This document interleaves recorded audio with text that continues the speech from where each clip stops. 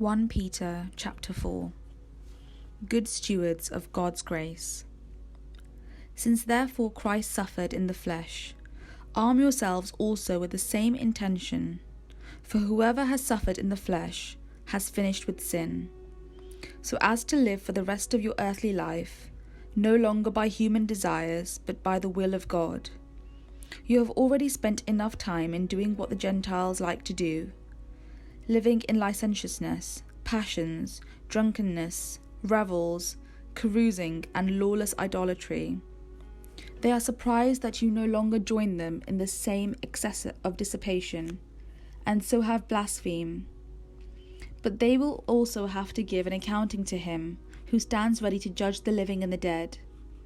For this is the reason the gospel was proclaimed, even to the dead, so that though they had been judged in the flesh, as everyone is judged, they might live in the spirit as God does.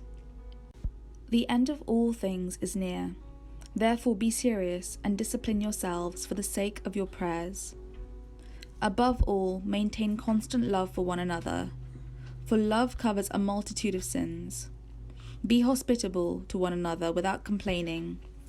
Like good stewards of the manifold grace of God, serve one another with whatever gift each of you has received.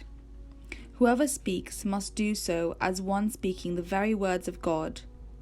Whoever serves must do so with the strength that God supplies, so that God may be glorified in all things through Jesus Christ.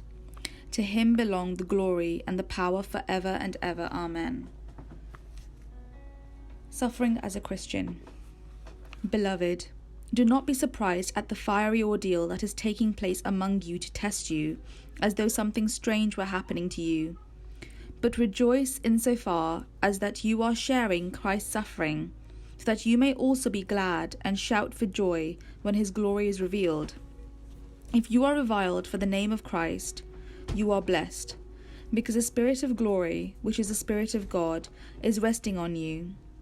But let none of you suffer as a murderer, a thief, a criminal, or even as a mischief maker. Yet if any of you suffers as a Christian, do not consider it a disgrace, but glorify God because you bear this name. For the time has come for judgment to begin with the household of God.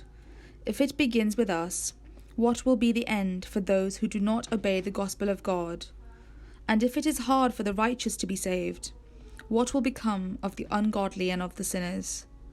Therefore, let those suffering in accordance with God's will entrust themselves to a faithful Creator,